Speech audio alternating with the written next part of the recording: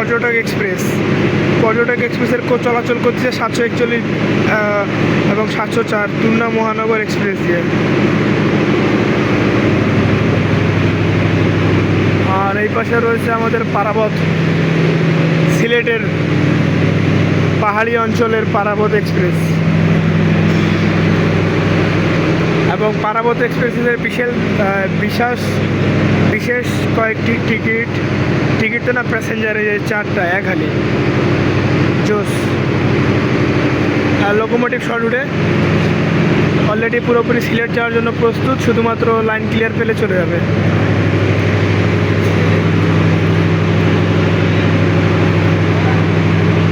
এবং আমরা বর্তমানে রয়েছি কমলাপুরের 8 নাম্বার প্ল্যাটফর্মে, মানে এটি 6 নাম্বার এবং ওটি 7 নাম্বার, আর নীলসাগর ঢুকলো 8 নাম্বারে।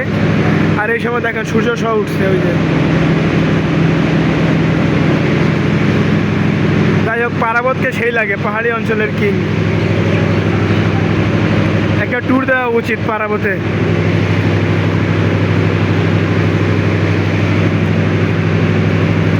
এটা ছিল কমলাপুর রেলওয়ে স্টেশন থেকে 2টি ট্রেন, একটি পর্যটক আর একটি পারাবত।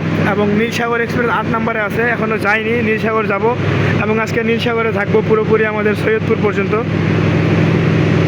সকালে সেতু আসবে, তারপরে নন স্টপ বনলতা এক্সপ্রেসের সাথে দেখা হবে, তারপরে দ্রুতযানের সাথে হইতে পারে দেখা, অনেক ট্রেনের সাথে দেখা হবে, একতার সাথে হবে কারণ একতা এখনও আসে নাই।